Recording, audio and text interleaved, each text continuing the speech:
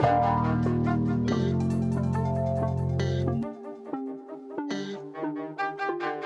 the Sleepers Podcast, Tuesday, November 14th. The Champions Classic is here. Carter, you and I will be back in a car on the road together going to a basketball game for the first time in about 9 months, maybe 10 months. I can't wait. It's about 9 months too long by my book, Gregory. I cannot wait. I think it's always fun to do like our little road trips, but when we're doing it like for the Champions Classic, it hits a little bit different than, Northwestern versus Iowa on a Sunday afternoon. Not saying I didn't love Evanston, not saying I didn't love Budarius Bowie in the show, but the Champions Classic it's a little bit different. It's some high level teams playing in that. Oh, are there? There's at least two. Okay, just checking. Yeah, don't disrespect like Iowa City like that, man. I had a blast. Some of my favorite elements of that trip were going to places where nobody was. It was lovely. I thought I was going to die in the elevator in Graduate Evanston. Okay.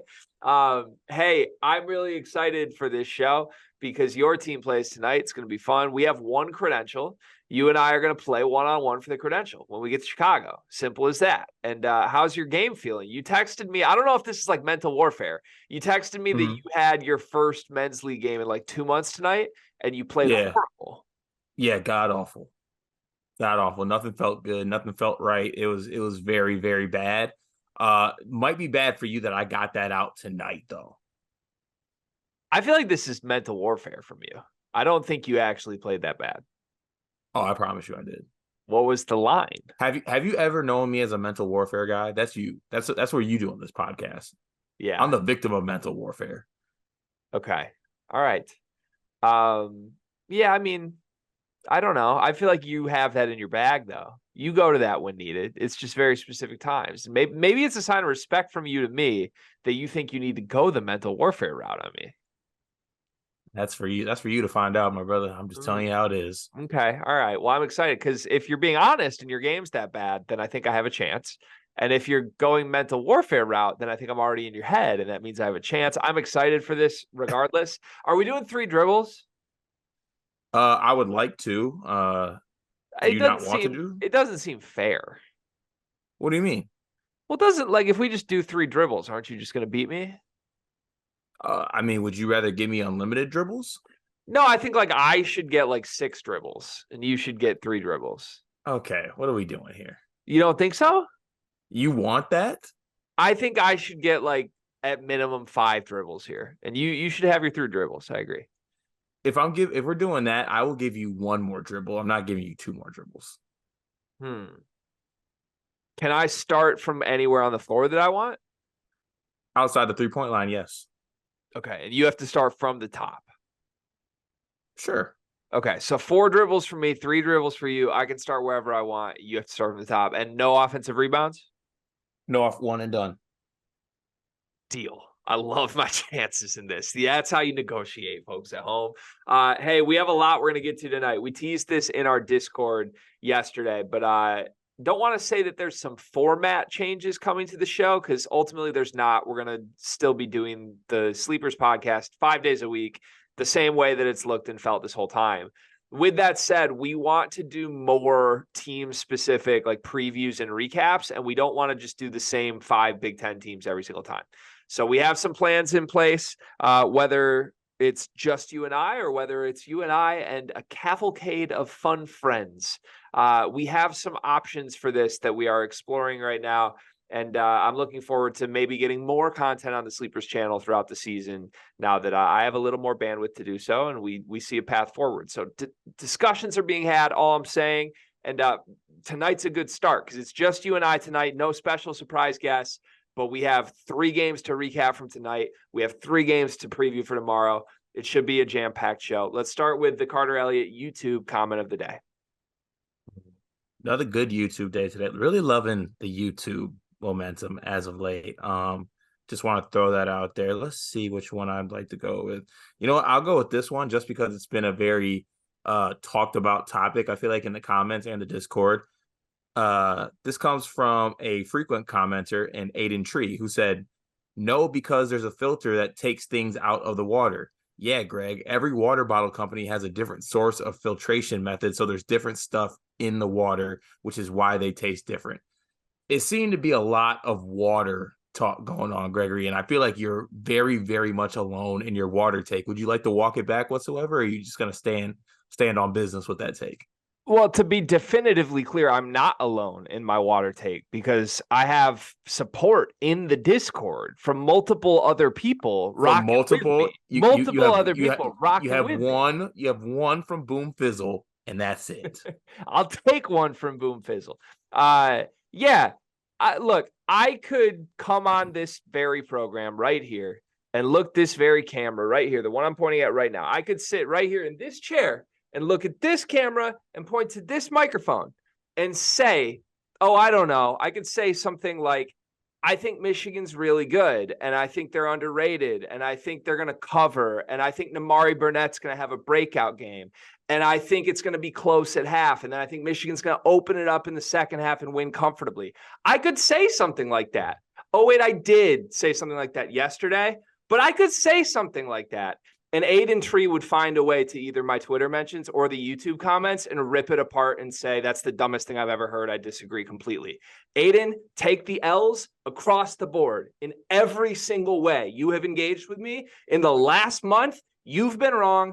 I've been right, including this time, my friend. So enjoy it. I appreciate your presence. I appreciate you listening. But this is a victory lap moment for me. And if I see Aiden's name again in my comments anywhere, just know that I'm victorious and he's a giant loser. Well then, all right, let's get to the rest of the show now. Giant loser in like I love you, Aiden, by the way. Like not giant loser like the person is a loser. Giant loser in like a you went one-on-one with me, consistently antagonized. And you lost. You lost. Yeah.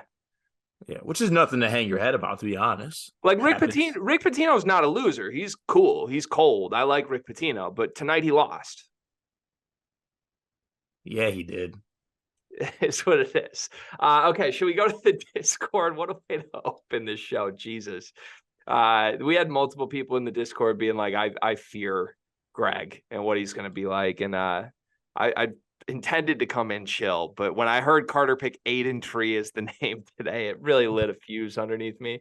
I want to start in the right spot in the Discord comments because I think we've been ignoring Booby's comments for like 3 days.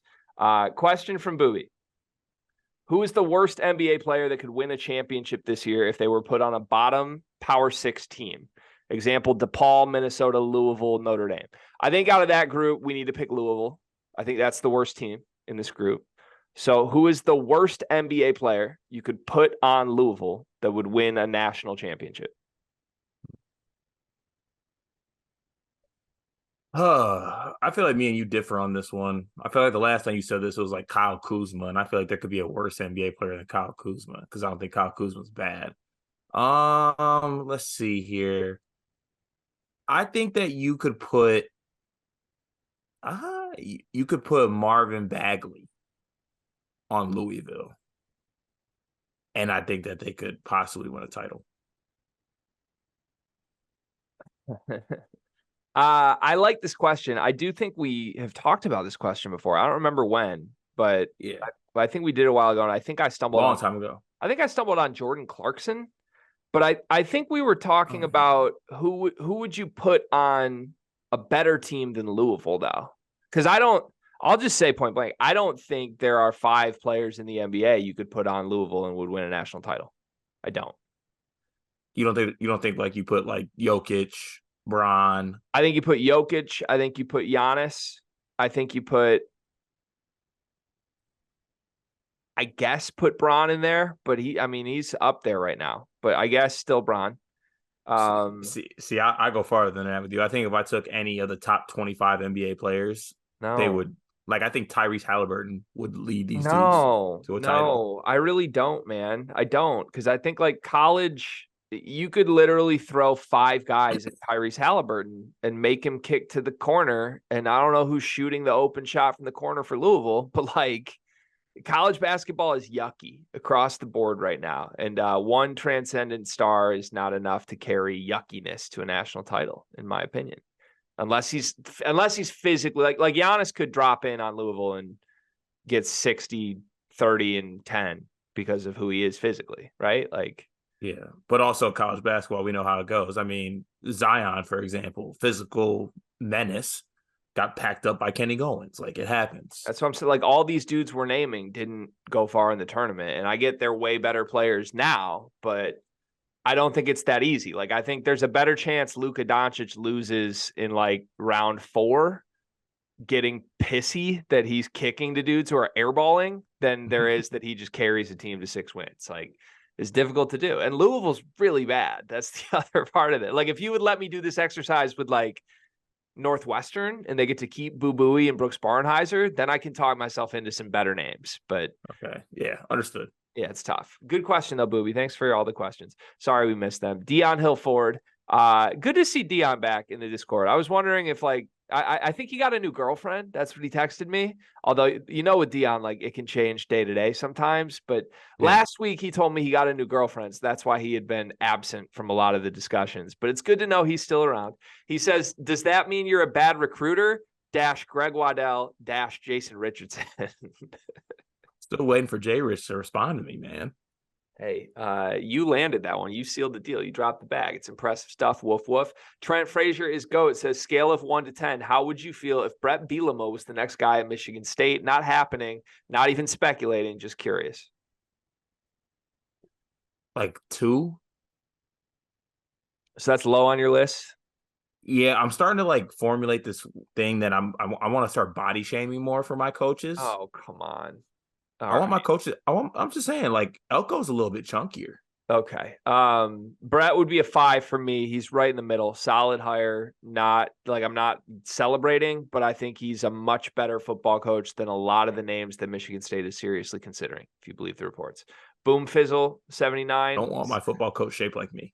Boom Fizzle 79 says, could this be the year that the Big Ten flips it around and instead of being great to start the season and then underwhelming in the tournament, they struggle in the early season and work out all the kinks come March and surprise everyone? Could that happen? No, this is a year where they're just going to be telling the truth. They're just going to be what they are, what they show in March. They're not going to just fool people for the rest of the season. The conference stinks. I think it could happen because March is fluky. Anything can happen. That's the truth. If Florida Atlantic can make the Final Four, any Big Ten team can too. Also, like, just because Purdue made a Final Four this year wouldn't mean the Big Ten's good. And I hate that people do that a lot. It's like, oh, that team made it, so the conference is good. No, that's not true. Purdue's really good, and we've known Purdue's really good. If Michigan makes it, that doesn't mean the Big Ten's good. That means Michigan's good. Like, if Michigan State makes it, that doesn't mean Wisconsin or Ohio State's good. That means Michigan State's good. So just had to sneak that in and see how Carr would. Hey, Jay Meisner says, I'm a little surprised you guys didn't talk at all about the biggest game of the weekend. I guess I'll get started with a comment. What did you think of Arizona versus Duke? How did that game affect your opinion of how they will do in the games they have lined up with the Big Ten, Michigan State, Purdue, and Wisconsin? Well, for starters, for Arizona, I was very impressed with Arizona. One, defensively, I thought they were great. When they needed big shots and big moments, it seemed that Kylan Boswell was always up to making the play, and Pell Larson is that typical like glue guy that is actually, I don't know, honestly, it feels a little bit disrespectful to call him a glue guy because I think he's better than that, but he just does everything right and makes the right play every single time. I really like this Arizona team. It was very impressive. For Duke, nothing to really hang their head about in my eyes because I don't really think they necessarily played good. I think Kyle Filipowski played good, and everybody else didn't really play to their level, especially like guys like Tyrese Proctor. So we'll talk more about Duke in their next game kind of coming up here. But yeah, I was thoroughly impressed with Arizona. We should have talked about this game. First of all, it's a good call out from Jay Meisner, our resident Arizona fan in the Discord. Just a lot going on Mondays, and it's harder to look backwards than it is to look forwards. But Arizona, very good. I'm very mad at Arizona right now because it was like a 9-point game against Southern right before half, and then they went on like a 30-6 run. And I was betting against Arizona today because it was an emotional letdown spot. Right play, wrong result. I'm frustrated. Arizona's very, very good. They're very deep. I liked Kishad Johnson a lot. Back to my body language PhD thing. Like he was getting some stuff out of Caleb Love that I haven't really seen teammates get out of Caleb Love before. And I liked that. Like that bodes really well to me. So I'm in on Arizona. They look really good. Scrolling down here, I responded to Jay Meisner and just wrote out like, hey, we might do some more team-specific recaps. How would everybody feel? Booby came back with the NBA player question again. You really want to make sure we don't miss that. He says, I want your opinion. Is the amount of upsets this year and in previous years due to the fact that the transfer portal is evening out college basketball to a degree, or is it that bad teams are being overrated by sources like the AP? I think it's a combination of both. I think that the transfer portal somewhat gives teams a second chance to make some things happen. Now, granted, there has to be a lot of resources and things that go their way. You know, not every team has good NIL and things like that. But I do think that it is because of the transfer portal. I also think, but because of the transfer portal, it takes some teams some time when you have a lot of new pieces. So, you know, there could be teams that end up being better later in the season when guys play together a lot more. Yeah, I don't think there's like a hard stance on this. I just think I think every individual team's situation is totally different year to year and nobody knows what to expect. So there is a level of uncertainty to it. I don't think it's like raised the level of the bad teams or lowered the ceiling of the good teams. I don't think there's anything like that because I think you're equally likely to have these issues at a mid-major as you are a powerhouse. But I just think on a team-by-team basis, you have no idea how these guys are going to interact with each other on the court until you get in a game setting. And some teams might click the way that Michigan is clicking right now, and dudes look great. Some teams might click in ways that I'm trying to think of a good example of this year that doesn't look good. Is there one with like transfers? Who am I missing? Like really good teams with transfers that haven't like put it together yet. Yeah, or like in general, just any like I guess Indiana, right? It's like yeah, on paper, Indiana brought in a bunch of good transfers. Villanova, yes, exactly. Like Villanova, top 5 transfer class in the country, and then now they're on the court against Penn, and nobody knows what to do. In Michigan, like not a top. Everybody said their class sucked after Caleb Love left, and look how much they lost. And no, these guys actually mesh really well. You just don't know. You don't know until you play basketball. It's not an objective win or loss thing, but there's more uncertainty than ever before. Matt F. just wants to add to that. I think transfers are a big part. Also think there's more talent out there in general that the mid-majors can go find. That's a fair point as well. Coy says, don't let it go unmentioned. Arkansas was in a fight with Old Dominion as late as 3 minutes left in the game. At home, too. Worried about Arkansas. Devo Davis does not look good at all. It's not the tournament. It's not the tournament. I'm just saying it's what we say before. Like we see a player do it like 2 or 3 games or 2 games, we'll overlook it. But like if it's back to back to back, it's kind of becoming a pattern at this point. It's not the tournament. Big game, okay. Devo. It's not a big game yet. It is what it is. Gotta get there.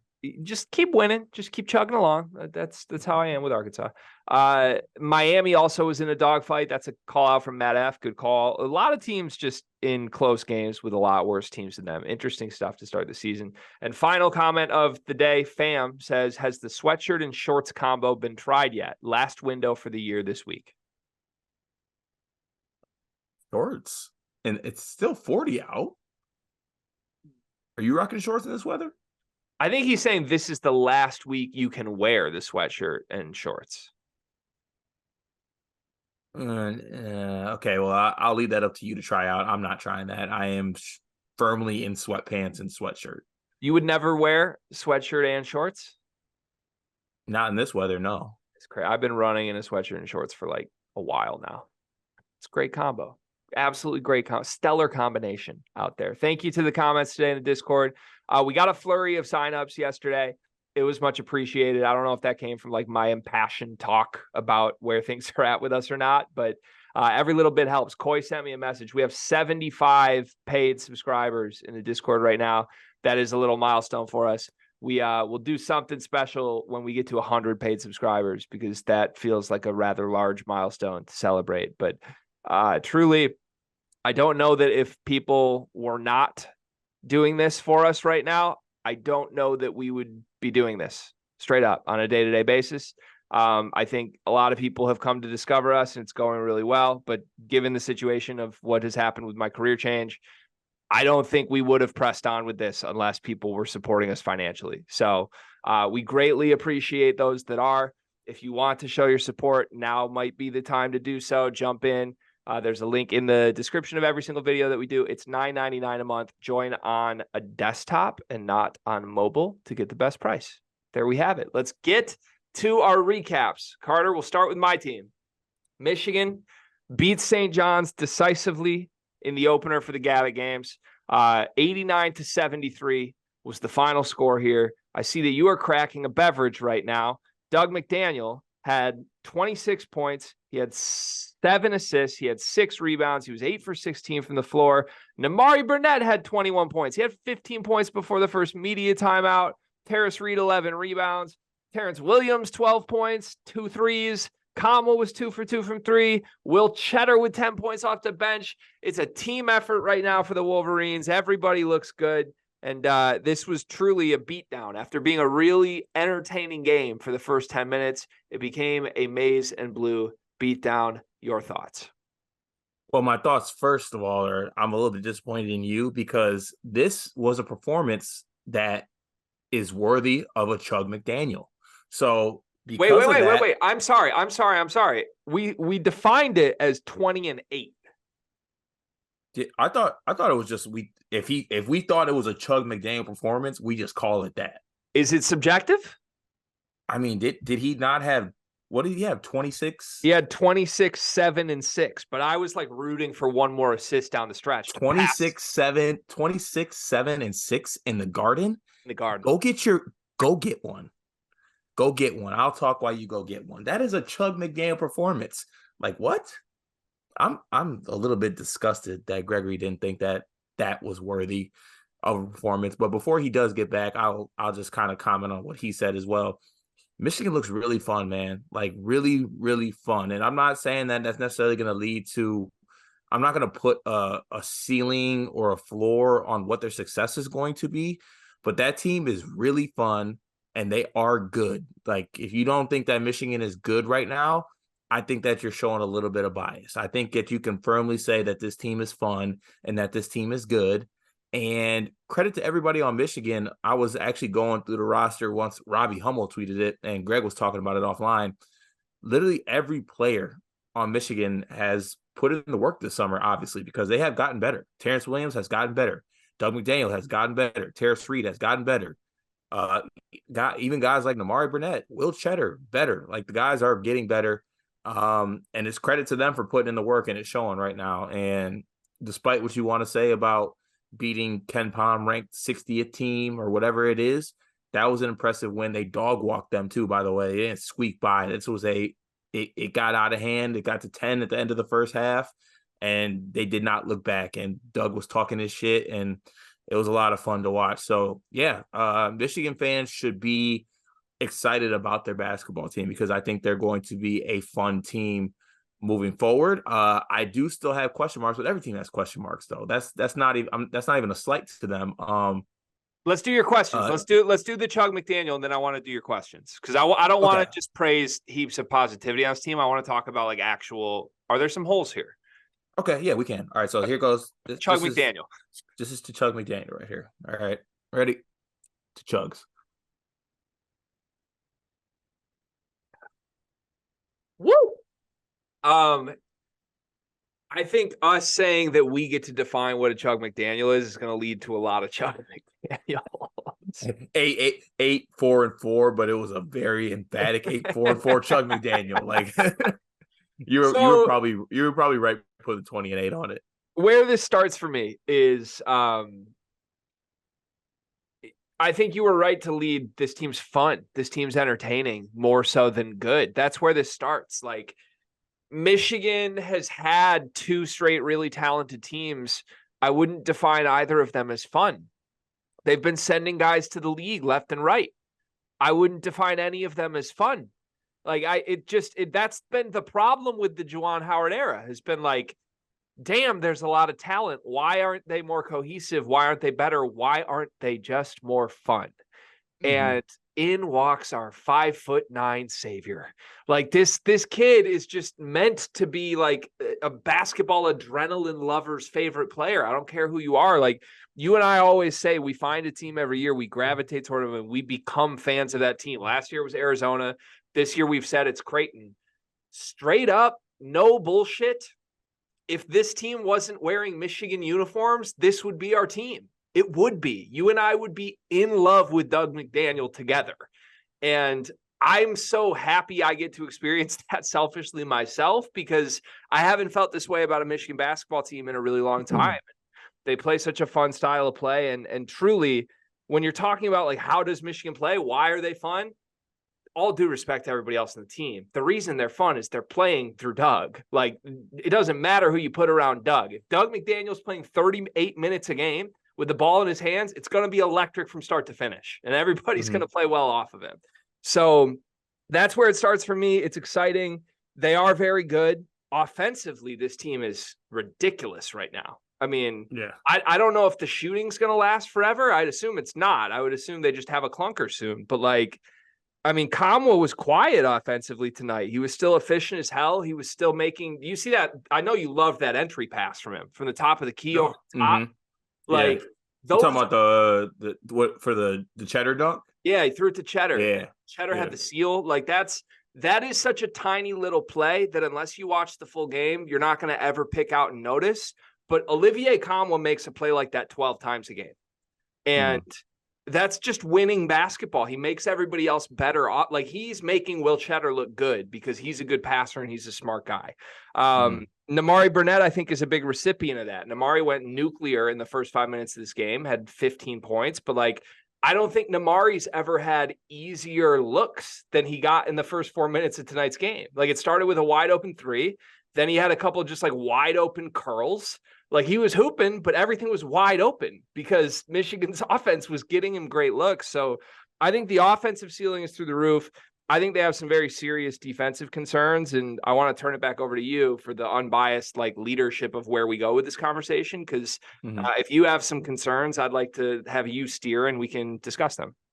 Okay, yeah, and like I said, because I do want to make this unequivocally clear in the terms that you like to put it, every team has problems. So this is not me putting on my Michigan hater hat. This is literally me. This is what I would do if I had some question marks about a team, because you're always looking to improve. One, I think the issue would be that because Doug is so great and because everything is happening because of Doug, there is a lot of emphasis on one, Doug playing well, but also like Doug is so high usage that he might end up getting, tired eventually. Like, you might wear him out because of the depth issues, I think, especially at the guard position. I think, as far as wings and bigs, like, you guys have other guys you can rotate in. You have Cheddar, you have Williams, you have Trey Jackson. There's guys that you can rotate in. At the guard position, I mean, you have George Washington? Really, that's it, right? Who's the other guard or wing that comes in? Right now, it's just George Washington, who played 5 minutes tonight. Jalen Llewellyn supposedly will be back this year in a backup role, but nobody knows when. I think that Jalen Llewellyn coming back and being solid will be extremely massive for Michigan's success moving forward, because I think they need some type of depth at the point guard position. The second thing I'll say as a question mark is that it was so funny to me watching Pitino and St. John's like press Doug McDaniel like that little monster and menace doesn't thrive in that setting. Like, why are you trying to press that, man? You're playing right into his game. You're letting him use his speed and his playmaking ability, and he made that press and those guards on that St. John's team look absolutely stupid in that game with what he was doing. I think it looks a lot different if you can make this Michigan team a half-court team. And I think that there is a defensive team out there who can make them beat them in the half-court. Now, I think they actually have the players to do it. Like, I think you can still run your pick and rolls with Doug. They still got Olivier in the fold. And, you still got shooters with Namari Burnett on the outside. So, I'm not saying that they can't. Terrence Williams. Terrence Williams, yeah. Throw him in the shoot. I just want, like, how crazy it is that we're throwing him in the shooter circle, but we are. Like, he's good. Yeah. He's good right now. It's crazy. Yeah, we are. So, like, it's just like, I'm not saying they can't score in the half court, but it's like, I'll compare it to what we said with the Lions game the other day. It was good to see the Lions win a different way. Like, so far, Michigan has just won games because they've just been offensively special. And is that going to continue? It might. I doubt it continues at this rate. That would be like a historically great all-time offense. I don't think they can do that. I don't think that's sustainable. I think that's fair to say. So I'm just interested to see what, like, I guess their zag looks like instead of zigging, to bring back a classic sleepers term. And then lastly, just the defense in general. I'm genuinely shocked that Michigan's defense isn't better because, I mean, me and you talked about it coming into the season. Like, that was what we're like, they're going to hang their hat on. We're like, Michigan's going to hang their hat on defense and they're going to win games nasty sometimes. They're going to win games 58-50. That ain't happened. They're putting up 50 points a half now. So it's just like, and so it hasn't affected them yet because they've been so prolific offensively, but the defense definitely needs to be cleared up. And the main concern about that for me is Terrace. For some reason, Terrace looks lost defensively this year. You pointed out to me in text messages, and it really got me watching it. Like, I just think of him so highly as a defender, both in the pick and roll and just in general. And he just doesn't seem as connected defensively, I guess the word I would use. I don't know. He just seems kind of lost. So those were like the 3 question marks I would put forward. But at the same time, like, you're a 3-0 basketball team right now, and you've made every opponent put in front of you to this point, despite what you think about them or where they're ranked or whatever, looks silly. So it's something you can hang your hat on. Yeah, I think you hit on a lot of the key points, starting with the defense. It definitely starts with Terrace Reed looks clueless. And I am very high on Terrace. I think of the 5 starters, Terrace has played the worst through 3 games of any of the 5 starters. I still think there's a case that at the end of the season, Terrace is one of the top 2 players on this team. And the defensive thing with him is weird because I feel like we saw it play out in real time tonight of, like, this guy should be an elite defender individually because his feet move crazy for how big he is. He's quick. He can out muscle you. He can go right through you. He's a great rebounder right now for the most part. He had 11 boards tonight in 25 minutes, but he was just, like, out of position constantly tonight. Like, I would look up and, like, oh, why did St. John's just get 2 straight offensive rebounds? Oh, it's because Terrace Reed's, like, in the first row under the hoop. And he wasn't even, like, attempting a shot block or anything. He was just kind of, like, watching the play from under the hoop. I couldn't really follow why that kept happening. It was a lot better in the second half. So whatever they did at halftime seemed to improve the defense. Whether that was just effort, X's and O's, I don't know. Somebody in the UM Hoops forum, I laughed harder at this comment than I have in a long time, said it looks like on a possession-to-possession basis, Terrace Reed is just quietly picking what pick and roll coverage he wants to play and not telling anyone. And it makes a lot more sense. Like, if everybody else guesses right, then it's like, okay, they look great. If not, Terrace is way out of position. But I think it's fixable is the thing. Like, I don't think I would point to anything on the Michigan defensive side right now and say, like, that's backbreaking. It's not going to get better. It's more just like Terrace needs to get in the right spots, and hopefully they can coach him through that. The other element of the defensive stuff to me is it's definitely fatigue related. And tonight, Doug played 38 minutes. Nimari Burnett played 35 minutes. This was a game that was a blowout much of the second half.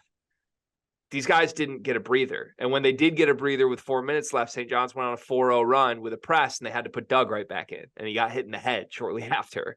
So you're right. Like, I wanted to make a joke about it, truly, because I think Jalen Llewellyn is one of the worst basketball players that's ever put a Michigan uniform on.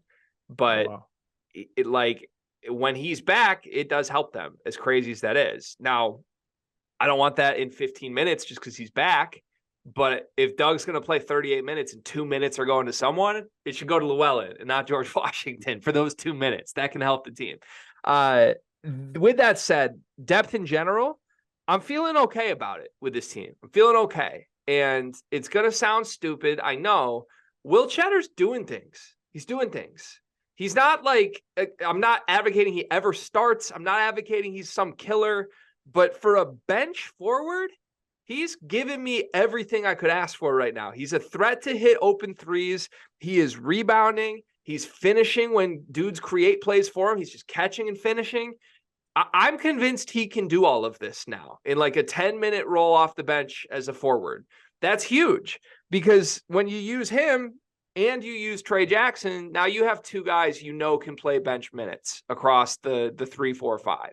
So it really is just guard depth, and hopefully George Washington III can come along a little bit. I do think like it's not anywhere near the level of Doug, but I do think Nimari Burnett can survive as a backup point guard. Like if worst case scenario, I think Nimari could play 8 to 10 minutes a game as a backup point guard, as long as the other guys are good enough. But it's certainly not what you want. It's a huge ask of Doug. And luckily, Doug has been up for the challenge thus far. But yeah, you're right. Like he's one, I mean, knock on wood, he's one injury away from this entire season going in the tank. So I have a Doug question for you, though. Mm-hmm. Be honest with this answer. Mm-hmm. And the grade matters here. When you're drafting Doug as a result to my question here, you're drafting Doug for, in theory, the next 3 years. How many point guards are you taking over Doug McDaniel in the country? In the country? In the country. How many point guards in the country would you take to be the center piece of your team going forward from starting tomorrow through however long this player has eligibility left? How many guys in the country are you taking over Doug McDaniel? Okay, last question before I answer this. Like, if I say Isaiah Collier, am I getting him just as long as I'm getting Doug? Yeah, because Isaiah's going to the league. Isaiah Collier's going to the league in 1 year. So I got to factor in that I could get 2 or 3 more years of Doug, and I only get 1. Yeah, I think the way I'm approaching this, in theory, Doug is going to be in a Michigan uniform the next 3 years. I don't think he has an NBA future at his size. Mm-hmm. So, yeah, that's part of the question. How many guys in the country would you take over, theoretically, Doug McDaniel? I mean, I'd still take Braden Smith right now over him. Starting a roster from scratch, though? From scratch? Because I will tell you right now, Braden Smith does not make this Michigan team better if they swap with Doug McDaniel. You don't think? I don't know that Doug makes Purdue better either. Like, I think Braden is perfect for what Purdue needs. Mm-hmm. But, I mean, Michigan needs a guy who can go get you 26, 7, and 6. Yeah, I just want to make sure I'm not missing anybody. It's because I know the answer, Cart. It's because we both know the answer. Is there no one? I don't think there's a player in the country at the point guard position that you would take over 3 years of Doug McDaniel if you're building a program. Okay, yeah, because you're getting 3 years of Doug. Okay, yeah, that makes sense. I mean, but like that, he's the most valuable asset. To be honest, though, once you say like I'm getting 3 more years, I mean that really cuts at the knees what point guards we're talking about here. I mean, but go down the list. Like, if Doug wasn't that good, you would say, yeah, give me 1 year of Tyler Kolek. Let's see what happens, right? Like, oh, I would still like 1 more year. I'd still like 1 year of Isaiah Collier over 3 of Doug. Okay, I think that's crazy. Depending on my team. I think that's crazy because I think if Doug and Isaiah Collier line up for a game in the second round of the NCAA tournament, I know who I'm rocking with. Who? You know who I'm rocking with. I'll go to war for this kid. I'll die. I'll die sometime. Yeah, and you might, and you in that game. Unfortunately, I think you would die. I think Isaiah Collier would have Doug in hell. We'll find out. Has Doug been in hell once this year? No, but let's go through the point guards that Doug has played this year. No. I heard that Jordan Dingle was pretty big time. Number 1 transfer guard in the portal is what I heard. I mean, were you high on Jordan Dingle? Not tonight. I wasn't. I don't think you ever have been, really. I said he was good. I wanted Michigan to go get him. Oh, okay. Really? Yeah. I thought you were against Ivy League transfers. I am. Dingle's good. Oh, okay. A really impactful 10-1 tonight from Jordan Dingle. Yeah. Good. Fuck it. Doug for the Bob Cousy Award. I'm not saying that. I'm just like, I think it's a fair question to ask at this point when you're thinking about like who do you want I mean, yes, it's really tough because I'm going through the list and I'm okay. Is Trey Alexander going to the NBA? He's not a point guard. Stephen Ashworth is point guard. Okay. It's okay to say this, Cart. Like it's okay to just acknowledge, like, not only is I'm just thinking. I just want to make sure I'm covering my bases here. Please, just like not please only is Doug super fun though, he's just like really, really good. That's Yeah. all this is. Like that's it, like because the first two games were like, oh, he might be kind of good. He's really fun. Now it's like, no, he's no brand. He's a dog. He's one of the best point guards in the country right now, and he's probably in a Michigan uniform the next 2 full seasons after this year. Mm-hmm. It's program changing, man. It's program changing. Last point I want to make on Michigan, then we can move on. Here's why I think the offensive stuff is somewhat sustainable. Even though I get like they're just shooting the lights out and they're not going to make threes like that forever. Here's why I think it's semi-sustainable. Through 3 games, and if you add the scrimmage exhibition stuff that we heard from reliable sources that were in the gym, it's been different guys every game. And I think that it's not necessarily always hot shooting if one of your 5 guys shoots well. Like that just means you're a good shooting team. And more often than not, you're going to have one guy shoot well. Like some nights it's 2, some nights it's 3. But like tonight, Olivier Kamoy was not super impactful offensively. He took 5 shot attempts. He scored 9 points. And Michigan hung 89 in a road game in the Garden. Like that's what this offense is capable of, even when their best or second best player is not clicking like that. Terrace Reed, 5 points tonight. He hasn't gotten going at all offensively as a center. So, like tonight, it was Nimari Burnett. We said it on the show yesterday. Nimari Burnett was the only player that didn't get going the game before this. Like Trey Jackson right now is the only player in real games that hasn't gotten going. And supposedly he was their best player in the exhibition game. So I just think they kind of got a lot of offensive dudes is where I'm at. And I don't think it's like, oh, the whole team shot the lights out. I think every game right now, someone's going crazy because they play up tempo and Doug gets them the ball in good spots. And more often than not, someone's going to hit shots in this offense. Yeah. I mean, I'm not saying it's not sustainable. I'm saying that the level it's at right now, there's not a guy who's missing. Yeah, no, I think there is, though. That's the thing is like tonight, there were guys that missed. I mean, but you had Doug. Well, I guess, are you saying Doug didn't shoot well tonight? That's a different question. He didn't shoot well. Look, man, this is crazy to say. I don't think Doug played great tonight. I think he played good. Great in the second half, maybe. His first 6 minutes this game were horrible. Yeah, the rest of it was pretty great, though. I thought it was good. Fine to good for Doug. Like, I don't think he, like, really controlled the game like that until the end game of it, you know? Like, and I know that sounds crazy, but I don't think, other than Nimari Burnett, I don't think anybody shot crazy good tonight. Okay. So that's why you think it's just, you just think that the offensive, it's not even just shooting. You just think the offense in general is sustainable. I think if one guy every game goes nuclear and it's a different guy every game, that probably means your team is just good. Okay, but here's where I'm coming from. And this is me putting my fake coach hat on. I see a team. I put them as like a snake or something, or a reptile, whatever the term it is. There's a clear head of that animal in Doug McDaniel. And I would like to see what it looks like when that head is cut off, basically. Because I think that you can do some stuff to game plan for Doug. Is that not what happened the first 4 minutes of this game, though? Yeah, but who knows with St. John's, because they're so goddamn gimmicky. By the way, let's not even get started on St. John's and what I've been saying about Pitino all goddamn summer. I mean, all that's happened so far is he's lost to a D2, and then he gets ran at MSG, which is supposedly supposed to be his house. And after that, he's still getting features on features on features, and Pitino this and Pitino that, and he's opened up stock market exchanges after sucking it up. All right, we get it. I think you saw that early. I think St. John's whole game plan in the first 4 minutes was take Doug out of the game. I think they did take Doug out of the game. I think Doug took himself out of the game. Nimari Burnett had 15 points before the 12-minute mark. Right. I like that. That to me is what, if you're going to say we won't let Doug beat us, then okay, Nimari Burnett's going to get open shots.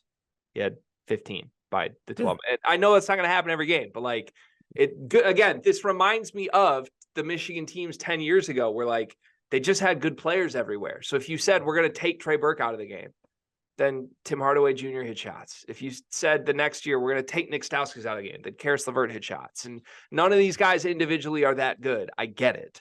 But Conwell will go if he needs to go. Like if you're going to just say, let's take Doug out of the game, Conwell will go and he'll get other guys open shots. The team's good and they have multiple options and they share the ball and everybody got better at shooting. Like, sue me. Terrence Williams became a real asset.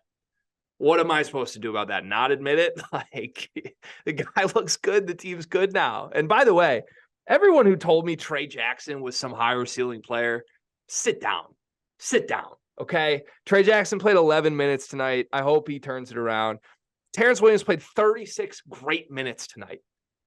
Like that dude earned his spot, man. It's impressive as hell to me. And I tweeted about it. I really do think it's a pretty cool redemption story from a guy that his own fan base, everybody turned on him. Like I'm happy for him. I've been loudly critical of him. He's never been my favorite player. He never will be my favorite player. But I think he deserves a lot of credit for like the staff went out and tried to replace him 3 different times. And now here he is playing 36 minutes, scoring 13 points a game on a team that looks damn good. Good basketball team. Okay. All right. You want to go to your turtleneck wearing favorite coach in the country? Yeah, I'm just glad we're moving on because it was starting to get in a dark place for me where you started pulling out this team could do the same things that Trey Burke and those other guys did comparisons. Well, they can't do that. I'm just saying if you're going to play the let's take one guy away game, like those teams were just good. You can't good teams you can't take someone away. But to me, that was working for St. John's because Namari Burnett was going nuclear and they were still in the damn game. That's because St. John's didn't miss a shot the whole first 6 minutes. The rest of the game was who kept making shots and who didn't. Michigan kept making. St. John's didn't. Yeah, well, St. John's really aided that by the gimmicky bullshit they do. But anyways, let's move on to good team. Who is? Michigan. Yeah, they are for sure. Yeah. All right. Okay. Who's better, St. John's or James Madison? Who's better, St. John's or James Madison? Yeah. They play on a neutral 7 times. What's the results? 7 times, probably split. Okay. I'm perfectly comfortable with that. Yeah, probably split. Michigan dog walked their opponent. Mm-hmm. Okay. You want to move on? Sure. Okay. On the road, mind you. Let's not forget that. At the Garden, at the Mecca. With their coach in the bowels, by the way. He's watching that on a flat screen. When can we have the Juwan conversation? When does that become part of this? I'm not even worried about that. I can't do much more of this. I can't come on here every single night and fake it like everything's okay when it's not. It's the inverse of last year, though. I said this to you in text. Is it not? This is exactly the opposite of what happened. But I mean this in the nicest way possible. I'm not as good at you at being unbearable when this shit's going on. I don't think I did enough last year to inflict what my team was going. I feel like I let you slide. You are way better at this. Am I really being that bad? No, it's not. It's just like at a certain point, I just get sick of saying so many nice things about these guys. It's not fair. They were supposed to not be good. Yeah, they were. And I'd be fine with them being okay, but now they're like legit good. And I have to like say that and I can't lie. Yeah. Mm-hmm. I give you credit for doing it, but whatever. That's how I felt last year, dude. That's how I felt. I came on the show and said Michigan State was going to lose 15 games. And then they lost. And then they almost did. And I was wrong. And then they almost did. No, at this point last year, though, like Michigan State looked nasty and won the Champions Classic because Mady Sissoko was Euro stepping. Like I had to come on camera after that and be like, what the hell is happening? Michigan State looks nasty. Why is my team losing to Amani Bates? Like that happened. The only lesson here is that expectations suck. I never want my team to have expectations ever again. Ever. Me either. It's the best. Me either. Hey, how about another team that had expectations? Villanova played Penn. You love nothing more than to constantly ask the simple question, who's their head coach? Villanova is one of your favorite teams to ask that question for. The answer would be Kyle Neptune, who is now in year 2 at Villanova. And tonight was a clear sign that not much has changed, even though he got a lot of new players in. This was a last year Villanova type loss. Justin Moore great tonight. 25 points, 7 rebounds, 3 assists, 4 for 11 from 3. Hey, how about those big-time transfers he brought in, Cart? TJ Bamba, 6 points, 2 for 9 from the floor. Tyler Burton, 7 points, 2 for 6 from the floor. Hakeem Hart, 0 points, 0 rebounds, 2 rebounds, 0 assists in 9 minutes. Lance Ware, 0 points in 7 minutes. I was told that was a top 3 transfer class. I was told it was a top 3 transfer class. And this is the thing, like it kind of goes to the same fact of Indiana. It's just like, it's not just about bringing guys in. And I said this on, and I'm not sure if you heard it or not on Riley Friday, but I was seriously skeptical if these guys are coming to just play for Villanova and play in the Big East or actually play for Kyle Neptune. That's why I thought this was a big year for him bouncing back after last season. And me personally, I just didn't see it because of the fit of this team. Yes, he brought in guys, but he brought in a bunch of guys who are honestly worse than Justin Moore and play the same position as Justin Moore. They went through this whole basketball game, Greg. First of all, they were 22 for 63 from the field, right? 34%, 35% round up, Mad Podcast. 27% from 3, 27.3. So I round down 27% from 3. They had 6 assists on 22 made field goals, 6 assists the whole game. Justin Moore himself had 3. So like outside of that, you're getting 3 other assists. Everybody else, everyone talked about, Mark Armstrong being a guy that possibly breaks out. 17 minutes of this game, 2 for 5 from the field, 6 points, no assists, no rebounds, 3 fouls. It's just like, I just don't see it with this team. I don't think it fits. And I don't think they necessarily got guys who are complementary to each other. Like you get Justin Moore performance, you get Eric Dixon, who had 12 and 9, only 4-11 from the field, but almost a double-double. And then outside of that, you're getting really nothing else. Like Jordan Longino played 30 minutes in this game. He had 14 points, but like you brought in all these guys because they were supposed to be so great that you didn't have to play guys like Jordan Longino, who played and started last season. They like Jordan. They like Jordan though. But you like Jordan more so playing like 15 to 20 minutes a game. You don't want him to be a 30-minute guy. Fair. That's fair. I want to shout out Tyler Perkins, freshman from Penn, who was phenomenal tonight. He's off to a really good start in his young career. He had 22 points, led the team in scoring. You also didn't ask for permission, by the way, during your segment. Or do you want to go back and retroactively ask for permission? Permission for? To box score watch? We have to ask for permission now. I know a lot of people don't like when we box score watch. So just I mean, you could box score watch though when a team only has 6 assists on 22 made field goals. Yeah, I'm just messing with you. That's how I am. So let me ask you this with Villanova, because last year you liked their roster. We went to see Villanova play Michigan State, and maybe I shouldn't say you liked the roster, but you loved Cam Whitmore. You've always been a huge Whitmore guy. You thought he was a superstar impact player in year 1 in college. And obviously they had the injuries. Justin Moore didn't come back until late. I know you like Eric Dixon, though. We both like Eric Dixon. We thought he was a very good player. Like, I don't think you and I came away from seeing Villanova in person last year and left being like, that's a bad team that can't go anywhere. It was always like, they'll get it together. By the end of the season, they'll play their best. Then they never did.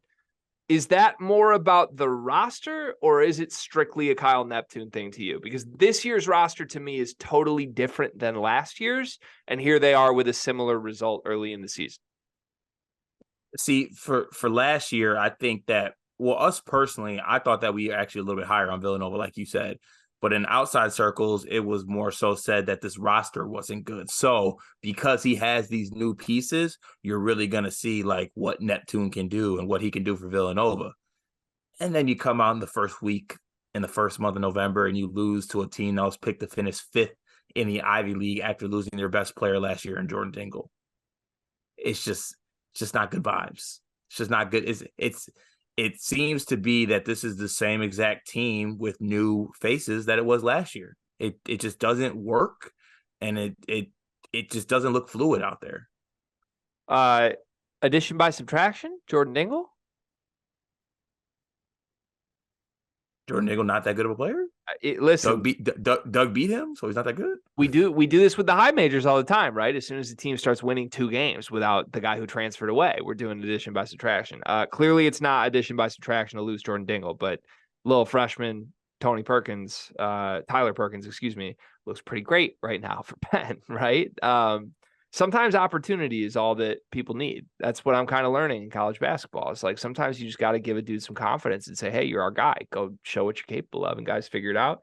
Villanova is not a team that can happen for, though, because all of these guys, I said it during the transfer class, I think all of these guys are complimentary guys from top to bottom. I think Tyler Burton, TJ Bamba, Lance Ware, Hakeem Hart, all 4 of them are guys that operate best anywhere from 4th to 6th best player on their team. If your team's any good, that is. Like Tyler Burton can be the 2nd best or best player on a bad team, for sure. Same with TJ Bamba.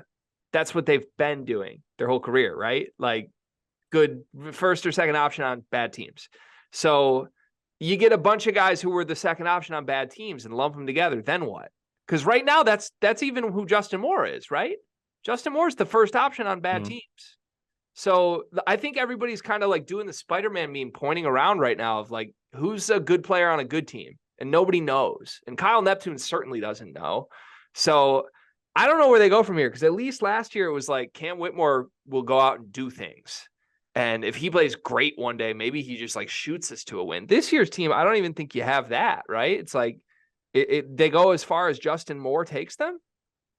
I mean, you got 25-7 from Justin Moore. That should be enough to get a win against Penn. So you're blaming the other guys then? Yes. Okay. And then is that the other guy's fault, or is it Neptune's fault? A little bit of both. I mean, I think you got to pull the right strings. I mean, like you said, it's like a Spider-Man meme, all these guys pointing at each other. I literally think, and I don't mean this disrespectfully, they brought in guys that are just like Justin Moore, but not as good as Justin Moore. I mean, Hakeem Hart and Lance Ware got to be sitting here like 16 minutes combined. But at the same time, what did they do in their 16 minutes? Nothing. So that leaves you in a really tough spot, man. The highs and the lows, the beautiful things and the dark things from the transfer portal era, man. Sometimes it doesn't work, and early indicators that it's not working. And also sometimes guys don't take sophomore year leaps. Not everyone takes Doug like leaps. And yeah. I heard a lot of things about Mark Armstrong and how he looked over the summer, and honestly, he looked okay in some of the exhibition games as well. It looked like not in this game. Let's just say that. I got one number I know you love. 3 minutes. Chris Archidiakono. That's 3 too many. I was thinking you'd feel pretty good about that right now. If he plays 0 instead of 3, you think Villanova wins? Gets 4 more points? To be honest, yeah. I'm trying to see if he has a plus minus from that 4 minutes. I don't have it, but all right. Final question on Villanova for tonight. I'm sure we'll talk about it more throughout the season. Where does this team finish in the Big East? Because we had a lot of people telling us they were going to challenge to get up in that top tier of Creighton, Marquette, UConn. I just did a show last night. God bless them. But they looked me dead in the eyes and said they had Villanova 6th in the country in their preseason poll. And I reacted appropriately. You would be proud of me. But goodness, ladies and gentlemen, come on. What are we doing here? Where does this team finish? Because on paper, they were the 4th team in this conference behind Creighton, Marquette, and UConn. Where do you think they finish? I think they finished somewhere in like the 6 to 7 range, to be honest with you. Because I think that Xavier can be a lot better if they get the guys, back, not from injury necessarily, but I know they got a couple of transfers that are waiting on eligibility type things from overseas guys. And I just believe in Sean Miller as a coach in general, and I think they got a couple pieces on that team. I would pick that team over Villanova right now. Okay. And also we've seen what a Villanova team looks like once the wheels fall off too, by the way. They're not a team that reacts extremely well to adversity. So if it's happening right now, I'm already keeping a close eye on what their next game looks like and how they bounce back. I need a phrase to go to. Help me think of a phrase that when we're trying to talk about a team that was horrible last year, who's built around the same guys again this year, and they're still bad, and we're supposed to be surprised by that. I need a phrase for that, because that's feel like that's the root of all these teams we're talking about with issues right now. And I know Villanova brought in new guys. Not saying they didn't. The new guys look problematic. But it's a team built around Justin Moore and Eric Dixon at the end of the day, again, for the second straight year. Those are the two best players on paper on this team. Yeah, well, if you're going to put makeup on a horse, one, that's animal cruelty, and two, it's still a horse. It's just a horse with makeup. All right, that's the phrase. Anytime I say the horse with makeup, that's what I'm referring to. For the rest of this, Villanova, horse with makeup is what it is. I would put St. John's over them. I'll say that from what I saw tonight. I really would. I think what St. John's showed me in the first 10 minutes of this game is better than anything I expect to see from Villanova this year. So, really? And by the way, Rick Pitino, Kyle Neptune, put them both in a box. You know who's coming out of that box? Patino with an empty turtleneck in his hands. That's all it is. To the final recap I want to do from tonight, Purdue, closer game than you would expect against Xavier. They were 17-point favorites, I think it opened at. I don't know where it closed at. Is that what? Okay. 16.5 is what the ESPN app says. I swore it closed at like 18. People kept asking me about the spread, and I kept saying stay away. It felt like a lot of points. It ended up being a lot of points. Maybe we shouldn't have stayed away, but ultimately Purdue gets a 12-point win at home in Mackey. I took the under, and the under missed by 3 points. I'm disgusted by it. Zach Edey, obviously the best player on the floor. Anytime Purdue takes the floor, he had 28 and 11 tonight. Crazy we're saying this, but like a sleepy 28 and 11 to me. Like right now, like we just come to expect that and almost take it for granted from Zach Edey. Braden Smith was flirting with a triple-double. He had 12, 7, and 6. Fletcher Lawyer, 11 points, 1 for 4 from 3. Lance Jones, 8 points, 1 for 3 from 3. Kaufman Wren with a monstrous 1 and 3 in the front court, 0 for 2 from the floor. That's not working so great right now, I would say, the two bigs. But this Xavier team, to me, on paper, not very good. But it's Sean Miller. Sean Miller is always going to make his teams competitive. You could give Sean Miller 5 guys from your men's league, and he'll make a competitive team out of it. That's what he did tonight to me. I still did not come away from this game thinking Xavier, 1, played particularly well, or 2, will be particularly good in the Big East. So I'm a little bit surprised this was such a close game with like 10 minutes left in the game. Did you come away with the same feeling? Yeah, it was kind of weird because they were just on the verge of like blowing this game open, like 4 or 5 times. And then honestly, it seemed like Zach Edey kind of missed a couple bunnies. Like I feel so bad saying this because like he's 9 of 17 from the floor, 28 and 11.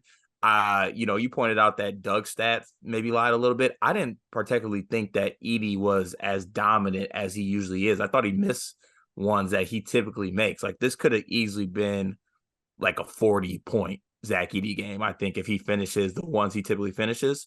And I think that kind of prevented them from actually blowing this open. It seemed like Zach Edey was kind of missing some more easy shots for him, and then Xavier was able to kind of get out and run and get some easy ones in transition. But all in all, I was impressed with Edey, with his performance. Braden Smith was Braden Smith. If I'm a Purdue fan, I'm still worried about Fletcher Lawyer, but at the same time, I'm not as worried about Fletcher Lawyer because Miles Colvin was great in this game. 3 for 3 from the field, 3 3-pointers in this game. He looked really good doing that. He hit one before the half, going into halftime with a beautiful Braden Smith pass.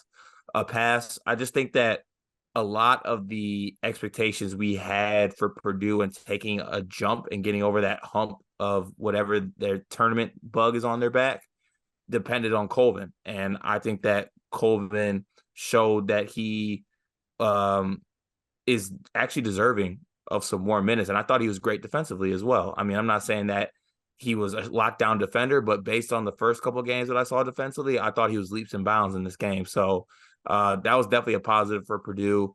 But I do think that they should be a little bit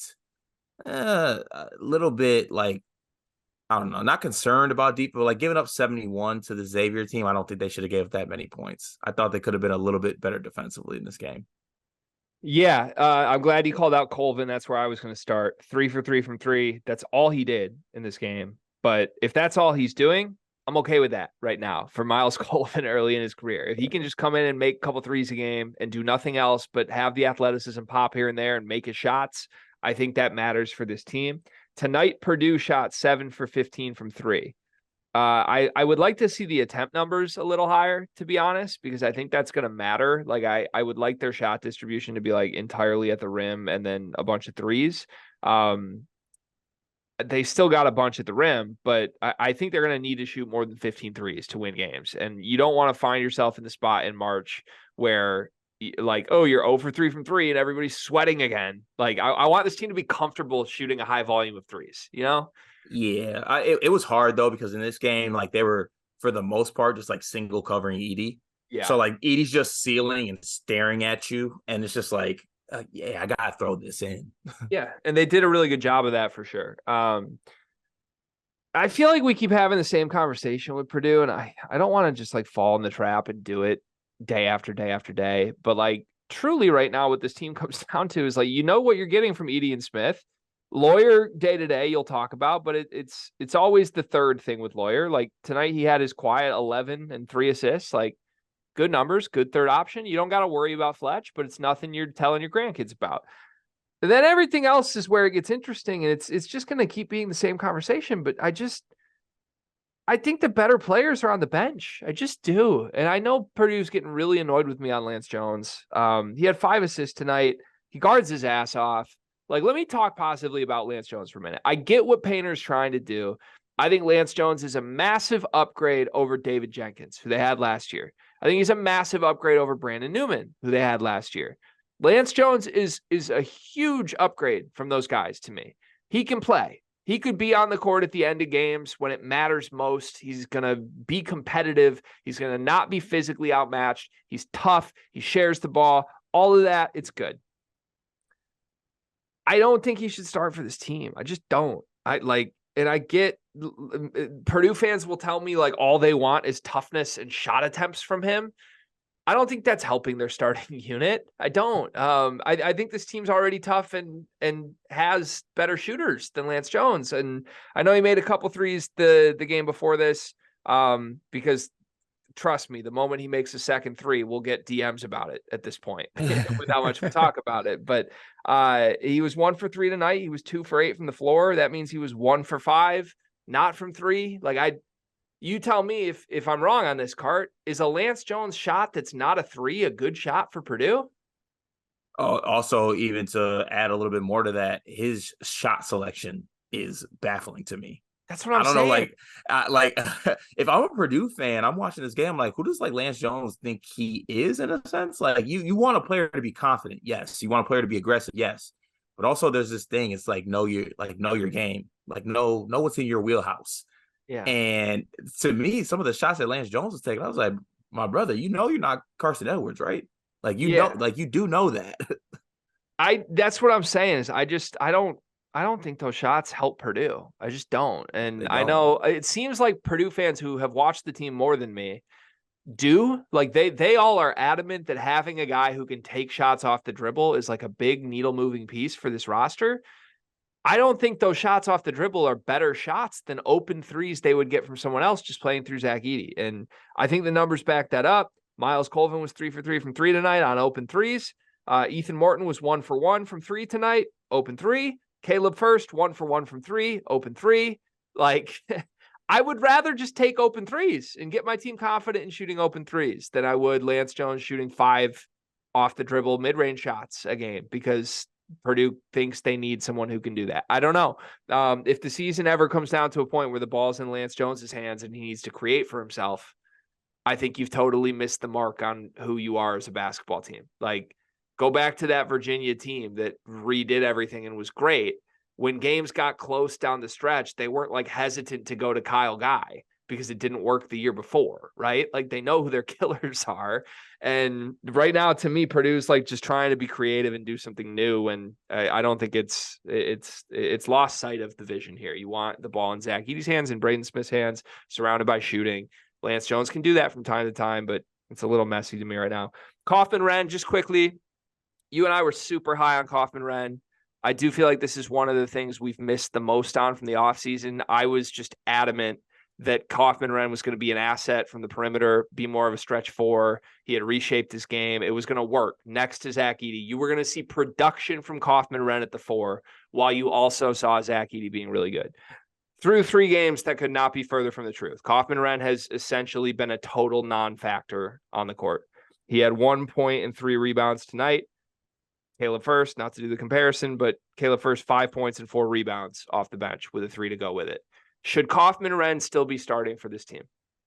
No, it's just, and I just think that Kaufman-Renn is a college 5 and he can't play next to Edey. It just doesn't work. He cannot stretch the floor, and it just doesn't. There's other, and for me, once again, going back to the Purdue's not starting the better players type thing, I think there are players right now that are playing better that would play next to Zach Edey that deserve to start over Trey Kaufman-Renn. Who would you start? I mean, I would start anybody. Honestly, you got choices. Like, you could go Gillis at the 4, you could go Caleb Furst at the 4. Shit, if you even want to go like super small ball because you love playing them, play Ethan Morton at the 4. Like, you'll be okay. But like, you just Trey Kaufman TKR just cannot stretch the floor, or even be a threat as stretched out as a 4 to like warrant, I think, being a starter right now. Yeah. Yeah. So he's a college 5. I tried to jot down the numbers on this when I was watching it in real time tonight. I'm pretty sure I have this correct, give or take like maybe one guy coming in or out. The starters essentially together started this game, left the game. It was a 17-17 ball game at the 11-minute marks. They played 9 minutes together. It was 17-17. Then you get Mason Gillis, you get Caleb Furst, you get Ethan Morton into the ball game. Those guys come in, a couple guys come in and out with them. After the bench started mixing in for the next 8 minutes, they left the game. Purdue was up 33-24. We're kind of doing the same stuff we do with Michigan State, where we're like kind of box score watching the play-by-play of who's in the game and who's not, and we're trying to pick out the guys to fit our narratives. I see that we're doing that, but like, if we're doing like a scale of what lineups make Purdue their best, their starting lineup's close to the top. But the very top doesn't include TKR to me. And it probably doesn't include Lance Jones, to be honest. Like, I think you swap those two out for a spot shooter and either Mason Gillis or Caleb Furst if you're going to play 2 bigs. I think that's better right now than how it looks with TKR. And I don't know if that's what they'll close games with. Luckily for Purdue, they're not going to be in a lot of close games. If you've seen what the Big Ten is doing, Purdue doesn't need to figure any of this out to be the dominant team we hope they are. Like, let me say that clearly. Purdue doesn't need to answer any of our concerns to be a top 5 team in the country and be the best team in the Big Ten and win it. It's just about, like, are they going to reach this magical peak we think they could, where they're clearly the best team in the country? And to me right now, they're not there. Maybe they could be there. They're not there right now. Yeah. No, I agree with you. Okay. All right. Good job, Purdue. Way to win. Gavitt Games 2-0 for the Big Ten. You said hey, okay, here we go. The 6-2 Big Ten is coming. I mean, you were the one who said it was going to happen, so certainly it'd be a shame if tomorrow it went sideways. Is that a good segue into our previews? Yeah, I guess so. Let's talk one game that's not in the Champions Classic for tomorrow quickly. Illinois plays Marquette. I think you can make an argument that this is the most exciting game on Tuesday. Oh, 100%. In my eyes, it is. Like, with even Champions Classic, and I believe that Creighton, Iowa's tomorrow as well, or today. Yeah. Yes, so, yeah, that's definitely the game that I want to watch the most outside of my Michigan State Spartans. But, for reasons everyone knows why I want to watch that. I just think this is a huge game. I think that the Illinois fan base after the first 2 games too is like, they're not feeling the best about the game against Oakland. They're not feeling the best about some of the moments in the Eastern Illinois game, coming off of feeling so great that they beat Kansas in exhibition. So I think it's going to be a huge game. I think it's going to be a very raucous environment in State Farm. And I personally want to see what the Illini look like against this Marquette team. And I want to see if this Marquette team is also healthy as well, because if Kolek is not healthy, we know what that looks like, and it does not look as good as it doesn't look like a normal Marquette team.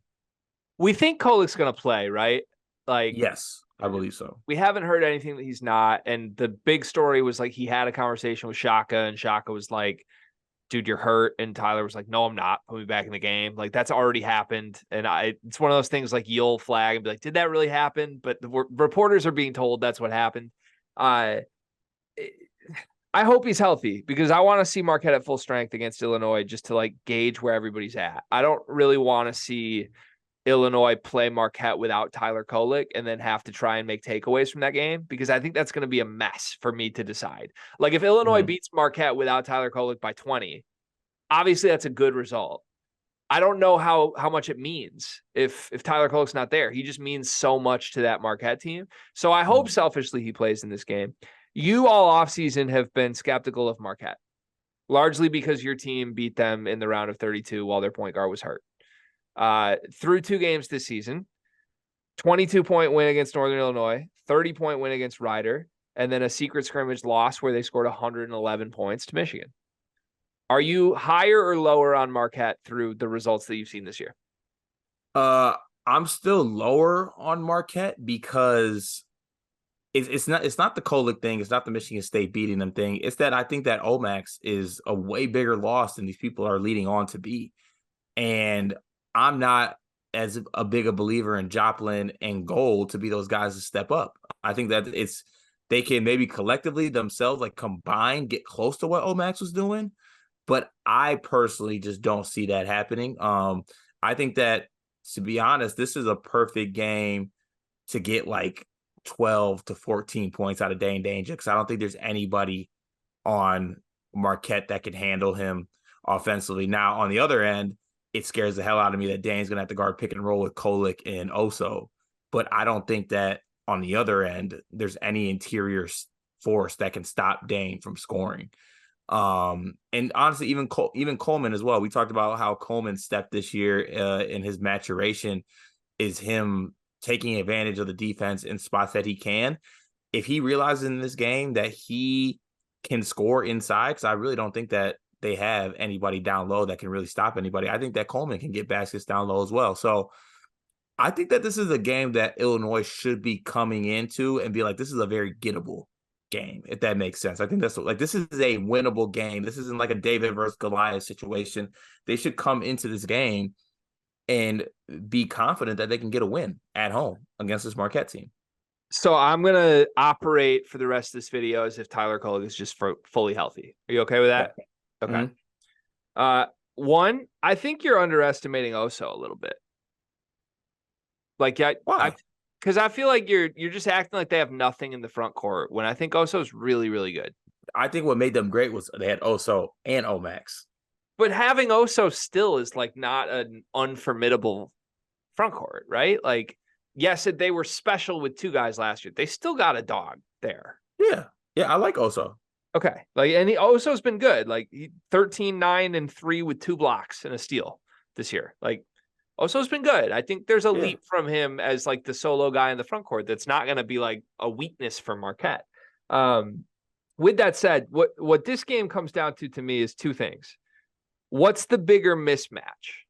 Is it Terrence Shannon versus whoever Marquette throws at Terrence Shannon, or is it Tyler Kolek versus nobody? And I know that's not fair to say nobody, but it's a superstar first-team All-American point guard versus no point guard. Like this is the moment versus a good defensive point guard. We're giving Ty that. Yeah, I think Ty is. You think they're going to stick Ty on Kolek? Mm-hmm. See, I don't think Ty will play much this game. If that's the intended matchup is Ty, you're going to go lock down Tyler Kolek. Why? You think like he'll just be in foul trouble or something? Or what do you mean I don't think Ty can take Tyler Kolek out of the game one-on-one. I don't think he can. I think he's more like a team defense guy. I don't think he's earned the he's just an eraser of a first-team All-American who's small. Yeah. No, I'm not saying eraser. I think that Kolek's going to have a good game, but I think that Ty and his size and his ability to defend will make it tough on Kolek. Okay. It certainly could happen, and I'm not. I would feel way more confident that Ty can do that against Kolek than anybody else on Marquette doing it with Terrence Shannon. Yeah, I think that's fair.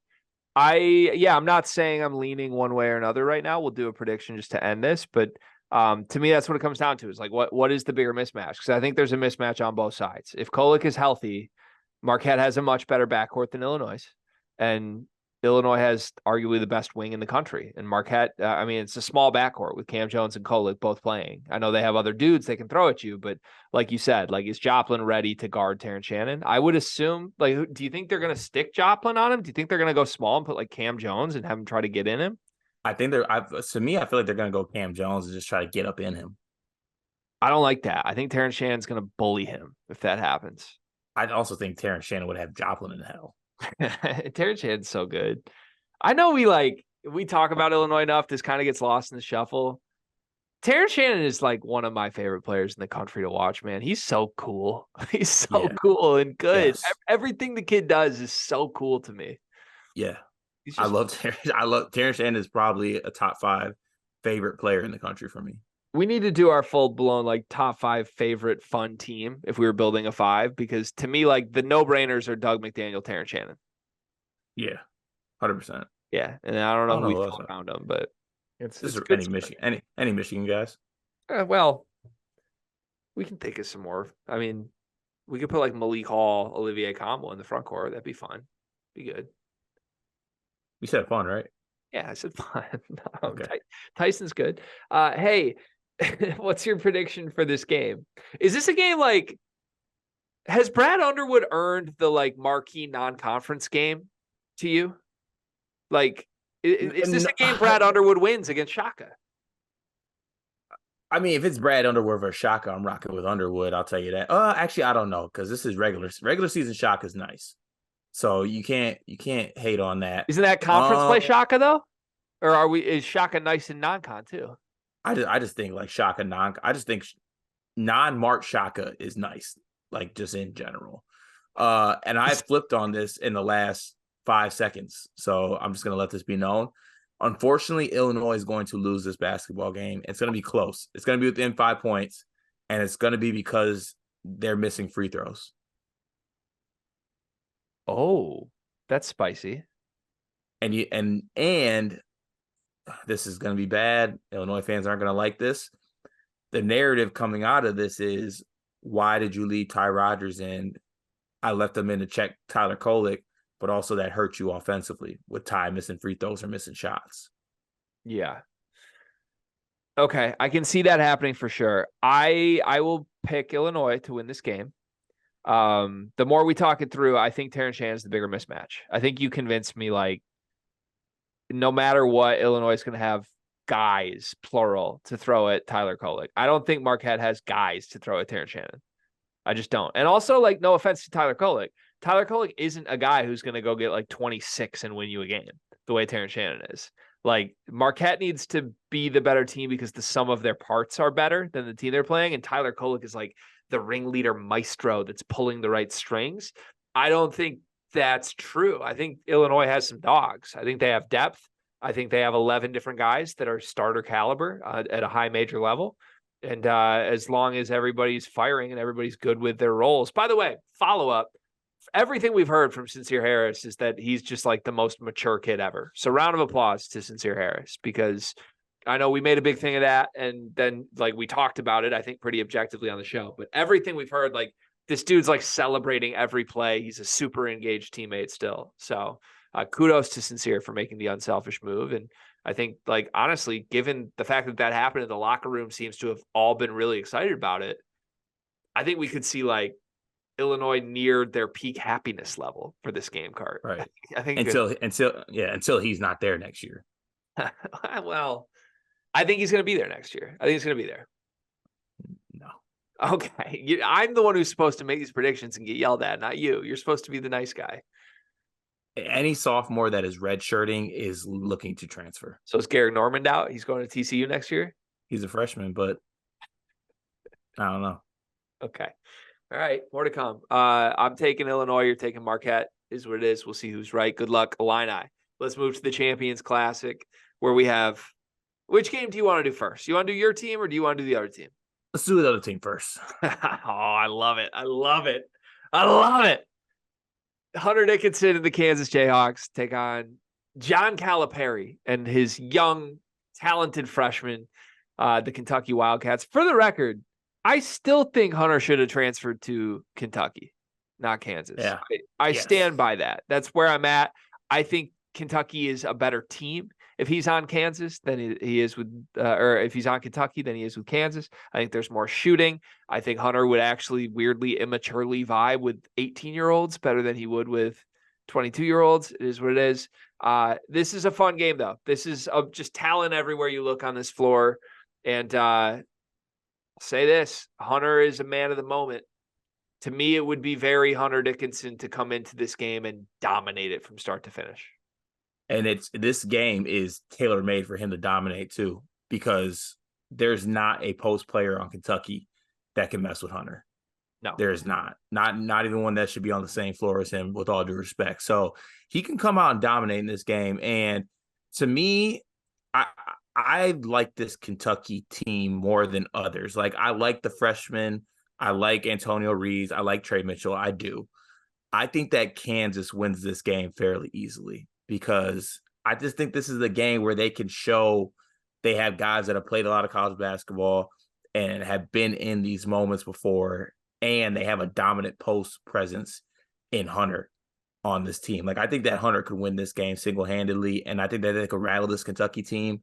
So I'm not selling my Kentucky stock, but I think that Kansas in this game will be able to pull it off. And I think they'll win fairly easily. I believe the spread was 5.5. Like, I would bet Kansas to cover that in this game. I just think that because of their experience and because of the advantage they have down low, I just don't know if Kentucky can pull this off. Okay, I want to do a complete flip on that in a moment. So remember your thought of you think Kansas wins this comfortably. First, I want to ask you, how do you think Kentucky plans on guarding Hunter Dickinson this game? What would you do if you were John Calipari and your front court is Trey Mitchell, and I don't even know who else is available for them right now? Double. You would just send doubles all game. That's what you would do. I would send doubles and bank on the fact that Nick Timberlake might poop himself shooting. Okay. I think that's the right plan. Do you think that's what Cal will do? No. Okay. I think Cal will go straight up and he'll let Hunter, he'll roll it out there and see what he does. And that doesn't bode well, because I do think that, to me, that is the formula. If Kansas is going to just blow them out, win the game comfortably, it's because Hunter has like a special night. And I'm going to have to sit there, watch it, because I'm going to beat you one-on-one for the credential. And I'm going to be sitting at the United Center being like, damn, thank God my team's good and I can deal with this. Now I can just root for the guy. But here's why I think it's stickier than this. I don't think it's going to be that easy. You said, like, oh, Kansas has all this experience. They're going to show up for this. Kentucky's young. They're going to be spooked, blah, blah, blah. Are we sure about this? Are we sure that some 18-year-old kids who don't know any better, but think they're all dogs, think they're all NBA players, and aren't afraid of McDonald's All-America type games, are we sure that those kids are going to be spooked, but Nick Timberlake's not? Are we sure that? Well, yeah, but this doesn't come down to those guys. This comes down to you got Hunter, McCullough, and DeJuan. DeJuan, who won't shoot the ball, but he's good defensively and he's played a lot of basketball. Okay, but he won't shoot the ball. He might. Got to shoot the ball. That's what the Barstool broadcast told me during their game. You got to shoot the ball. I don't know, man. I just think, like, okay, I agree with you that Cal would need to send doubles for this to happen. But let's go down the hypothetical of Cal does send doubles. He makes Hunter Dickinson's life hell and sends doubles. Do we then trust Kansas's complementary pieces more than we trust the 5-star freshman? Because how many times have we seen a Kentucky guard come to the Champions Classic and have 35? Yeah, literally, that's the only reason that I'm like I'm a little bit skeptical, because there's something about the Champions Classic. It's a Kentucky guard having a moment. Shout out to Tyrese Maxey. Shout out to, Monk. Think about any Kentucky guard. They have their Champions Classic moment. Yeah. If Kentucky can make this game, Parker Brown and Elmarco Jackson and Nick Timberlake versus DJ Wagner and Rob Dillingham, give me Kentucky. That's where I'm at. But that's a really hard task for Cal and his players to do, right? To make this game not about Hunter Dickinson is the task. Right. It's a very difficult task. If Kentucky can do that, I like Kentucky in this spot. I really do, because I think one of those guys, my money would be DJ Wagner. One of those guys is going to have a nuclear game in this game. Will it be enough, though? I think it could be, as long as they limit Hunter. As long as they limit Hunter. And by limit Hunter, by the way, I'm just talking like hold Hunter to like 18-6 instead of 28-12. Okay, that's limit. I think Hunter's getting minimum 25 this game, and he's probably hitting a 3 to start and doing the celebration. I'm so torn on this game. So, what do you think the final score is? You think Kansas just wins by like 20? Not 20. I think it's a double-digit win, though. Okay. Last year's Champions Classic results were basically the opposite of what we thought, right? Mm-hmm. Both games. I mean, Michigan State won. Mahdi went crazy. Who won the other game last year? Why can't I remember? Was it Duke, Kansas? I'm looking through the Wikipedia page right now. Yeah, it was Duke against Kansas. It was number 6 versus number 7. Kansas ended up beating Duke. Really ugly game, by the way. Nobody could make a shot. Yeah, I can't remember who coming into that game we thought was going to win, though. Okay. F it. Give me Kentucky. Okay, so we're on opposite sides here. I got Kansas. We've been on opposite sides of pretty much everything tonight. You had Marquette. You have Kansas. I have Illinois. I have Kentucky. Can I change back to Illinois? I feel bad. I love Terrace Shannon. Not anymore. Okay. All right. Let's move to your team. Final preview of the night.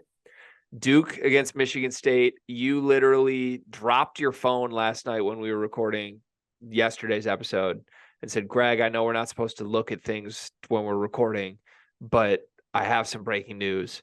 Duke is only 2.5-point favorites against Michigan State. It is the second smallest line in the history of Duke versus Michigan State games. That's what I was told. Notoriously, Tom Izzo has struggled with Coach K. That was his thing. He got him in the big one, right? He got over the hump with Cassius Winston over Zion Williamson. But over the course of their careers, Duke has pretty much owned Michigan State. Coach K is gone. Duke's still really talented. Duke coming off a big loss at home to Arizona. The spread is surprising, though. I would have thought this would be like a 5-point spread, not a 2.5-point spread. And before I throw it over to you, I just want to add one final note here. Last year in this game, Malik Hall had 20 points and 5 rebounds in 42 minutes in a 9-point win over Kentucky at the Champions Classic. Ball's in your court, my friend. What do you expect from this game? We, unfortunately, are getting a pissed off Duke team. We are. They had a lot of, number 2 preseason team in the country coming in. Filipowski back, Tyrese Proctor back, and they let Arizona come into their crib and win that basketball game. And I don't think they necessarily played that well. I would highly doubt that Duke has 2 bad games in a row. I think they're too good for that. I think they're going to run away with this game fairly easily. We're not going to be able to defensive rebound. They have a 7-footer in Filipowski who is averaging 25 and 8 on the season, I believe. Mark Mitchell's a really good rebounder. We are going to struggle to defensive rebound in this game. I just don't necessarily know what is the path to win this game. I do know what the path is. I think the path is that Michigan State's guards can outplay Duke's guards, because I think that's what Arizona's guards did. I think Arizona's guards outplayed Duke's guards. So if we can get, the reminding folks who I am, AJ Hoggard, if we get Kansas State AJ Hoggard or Marquette AJ Hoggard, we'll have a chance to win this game. But I'm not banking on that. I think that Duke easily covers 2.5. I think they probably end up winning this game by probably about 8 points, I would say, maybe more. But I do think Michigan State will stay in it. But Duke will pull away at the end. I just think they have too much for Michigan State right now. Okay. Yeah, I had a big tweet drafted up tonight that I ultimately did not tweet, partially because I was thinking of conserving your mental and emotional well-being, to be honest, my friend. But I had a big tweet drafted up that was like a play on words of AJ's tweet that was basically like, they didn't know that Doug knows that he is who AJ thinks he is not, but he is. Like, just getting really convoluted there. I don't know why I feel obligated to share that with you, but you brought up AJ Hoggard, and I felt like it was appropriate to say.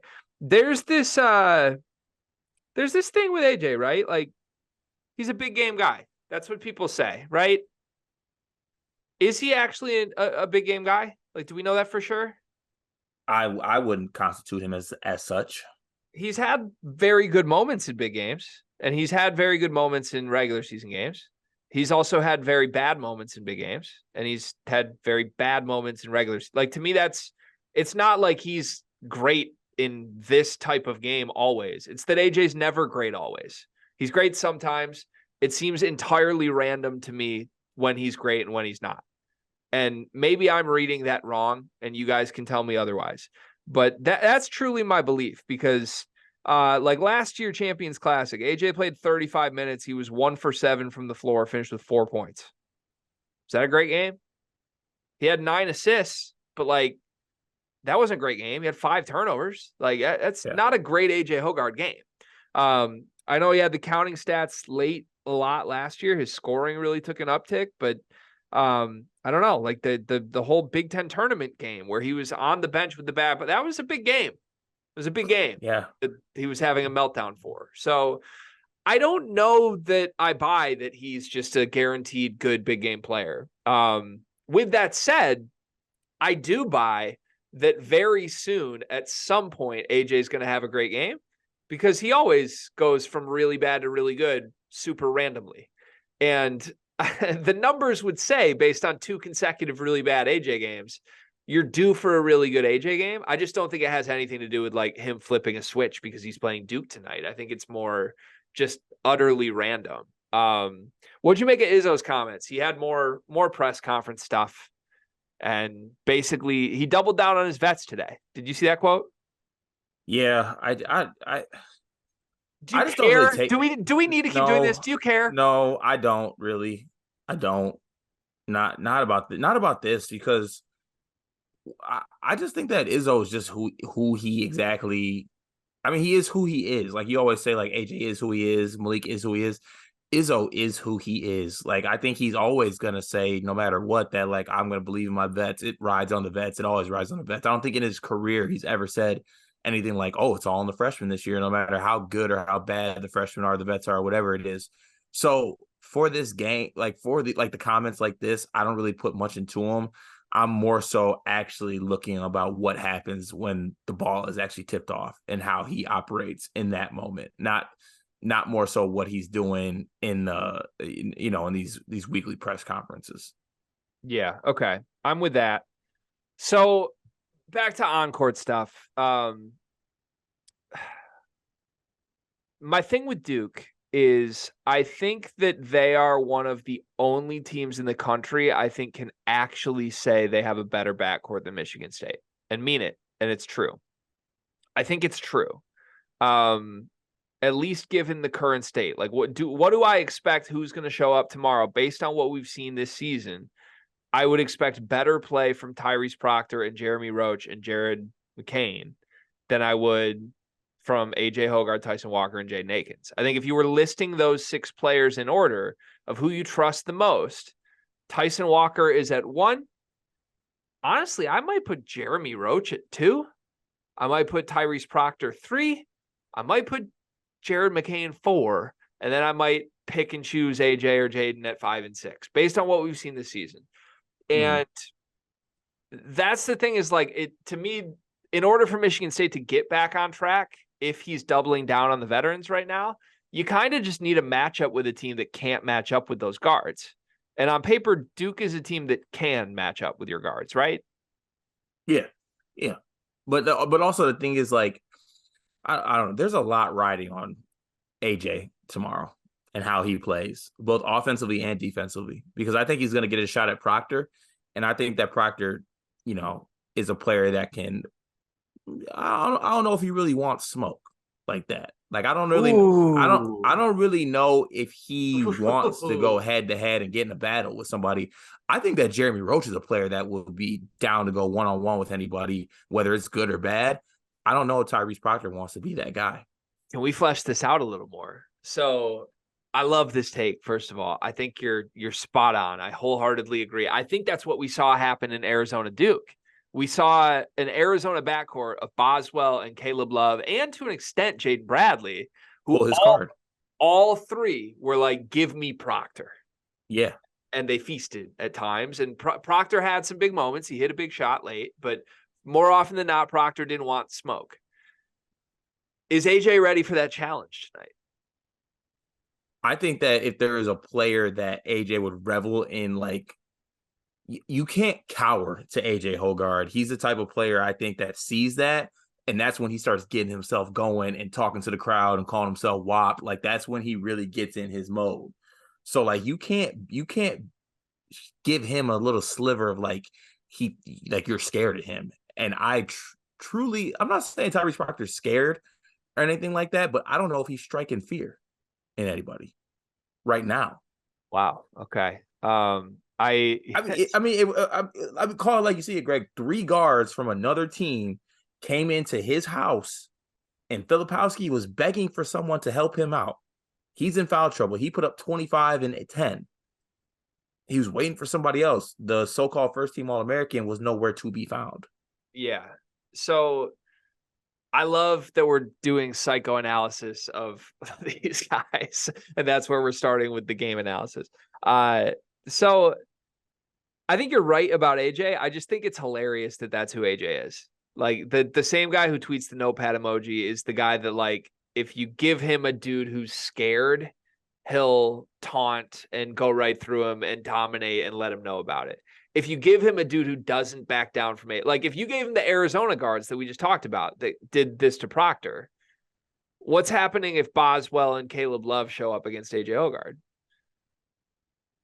I think those 2 guys going at each other. I think that it would be who bends or breaks first. And right now it'd probably be AJ, but I think that it would be like we're gonna see who it is. If we're doing it right now, I think Tyrese Proctor is gonna be the guy that's gonna break.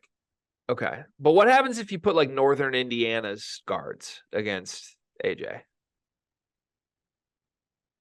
This season, I don't know. And just like, because like he's been so bad, man. We don't need to like benchmark it the best guards in the country that are going to cause AJ problems. Like AJ is causing himself problems against anybody right now. So like there's a lot of hope of like, let's just hope that changes. And it has changed a lot before in his career. It could happen. I said, what, 4 days ago, I said Michigan State was going to win this game, right? Mm-hmm. I came on this very program. I said it. I said that was my prediction. I fully plan on doubling down on that prior to Duke losing to Arizona. Straight up, I thought a big element of this game was going to be Duke feeling themselves, reading the newspaper headlines, these young kids being like, we got it. Michigan State's down, and showing up not prepared, and you get an Izzo masterclass against John Shire. First time that Izzo's played John Shire, right? I was really excited for that. Now we don't get that. Now we get a pissed off Duke with a coach that you just said you are scared of a couple of days ago. John Shire is one of the best coaches in the country right now. Mm-hmm. This is why Duke is going to win this game, and this is why I'm flipping my prediction. We've just spent 10 minutes talking about this game. We haven't mentioned the no-brainer best player in the game, who, by the way, is a much bigger mismatch for anybody on the Michigan State side than anyone in the backcourt would ever be in this game. Kyle Filipowski will do whatever he wants in this game. Michigan State is not going to have an answer. The only answer you have is the only guy shaped like him at all. It's Malik Hall, who is totally unplayable. He's totally unplayable right now. And Malik Hall is also, like, if you give me Malik Hall from Seton Hall, the game everyone talks about 2 years ago, he still can't mess with Flip. Flip is 7 foot. Malik Hall is 6'7". Flip's crazy. Okay, now I'm talking myself into this though.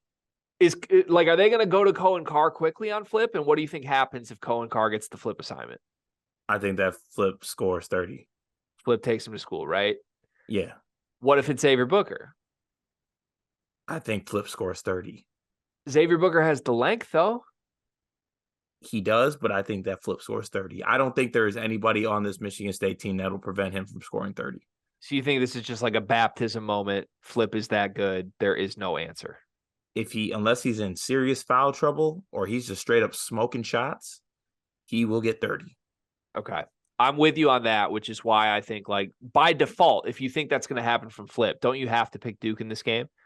Yeah. Like, what would Michigan State's guards need to do? If Flip gets 30, what do they need from the guards to win this game? 40? I mean, Does Tyson need to get 40? It would have to be some crazy Champions Classic all-timer performance.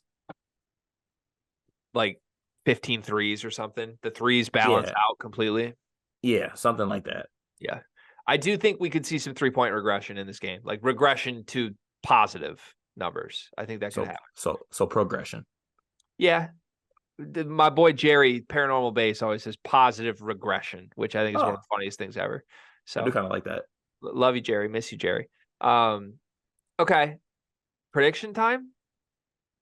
I got do a little shout out to my preview article here. I think I had Duke winning this game 78 to 67. Maybe 78-68, I think it was. I think it's going to be like between 8 and 10 point game. Okay. I don't hate that pick. Yeah, I got Duke winning. I got Duke covering. I have no idea by how much. I think Michigan State will play a lot better in this game. I just still don't think it will be enough. I think Duke's best is a little bit ahead of Michigan State's best right now. What do they shoot from three? That was the last thing I wanted to ask you. How many threes does Michigan State make in this game? I don't know, but they will shoot 31% from three. Okay. Understood. Got it. All right. Looking forward to this. This will be fun. One-on-one for a credential tomorrow. You're picking me up, and then we're riding to wherever, to the Airbnb, and then we have like 4 hours to kill in Chicago. Yep. We're gonna find a court, and I'm gonna go get me a credential. We playing indoor or outdoor? You play wherever you want, my baby. We can set up a peach basket for all I care. Okay. I would actually prefer to set up a peach basket. I think I have a better chance if that's. Can we play indoors at least? If we play outdoor, I'm not winning. Yeah, we can play indoor. I can't shoot in the wind. Only Midas Sissoko can. Windy City. It's the thing.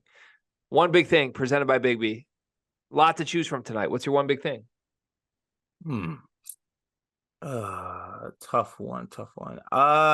You know what? I think my one big thing will be kind of like a player shout out. It's an easy one. Doug McDaniel tonight. That was special. He was chirping. He was talking shit. Like you said, if Doug McDaniel wasn't on Michigan, he'd probably be one of my favorite players in the country. He is one of my favorite players in the country, even though he's on Michigan. But yeah, Doug was just special tonight. That was fun to watch. So congrats. That's your point guard. It's kind of fun to go on a night-to-night basis and see all these Big Ten point guards that are having such a good time and playing such great basketball while mine falters. Are you okay? No, I'm not. I sense so much pain from you. This season's early, man. It's 2 games. It's 2 games. Yeah. It's okay. You still have a potential best backcourt in the country. I mean that. I meant that with my heart. That's true. Yep. What's your one big thing? Presented by Bigby. All right. This will surprise you. I do think it's crazy with how good Doug McDaniel has been and how fun Doug McDaniel has been. It's utterly absurd that there's a legitimate possibility that Doug is not the best, most fun guard in the country who has a 3-letter first name with a U in the middle. Because Bub Carrington might actually be that boy. Hey, Bub's nice. I am obsessed with Bub. I love him. Tonight, Bub, it was the spread was 9. It was Pitt -9. I had Pitt -9, of course. 9-point game with 12 seconds left. Bub bangs a 3 for the cover. Like, I couldn't love this kid more. He had a triple-double in his debut, if you're unaware, with Carlton Carrington, a.k.a. Bub. triple-double as a true freshman his first game. I think he had 18 tonight with like 7 assists. Kid's electric. I think he's an NBA player. Not to rip Tristan's heart out, but I think like he's to the league quickly here. Bub is special. And I can't believe he's at Pitt. Like, how the hell did he end up at Pitt? But it kind of makes, I'm sorry, I have the hiccup. It kind of makes me love him more. Like, kind of fun that we just get a bub at Pitt for a year and he's going to torment the ACC. And then I'm stuck with a WAP. I mean, if you put a Bub, a Doug, and a WAP in a room together, what happens? A couple triple doubles from some and a couple notepads from the other. I'm looking forward to your spirits getting lifted tomorrow, Carr. I will go full Spartan dog mode with you. I truly will tomorrow. I'll see you tomorrow, my friend. Can't wait. Enjoy the day. Enjoy the hoops, everybody. We'll be back at some point Wednesday. I don't know if our episode will be out first thing in the morning. It depends on if we record late Tuesday night after the Champions Classic or not. So stay tuned. It may be out a little later on Wednesday, but you will get your episode. We're looking forward to it. Have a great day, everybody.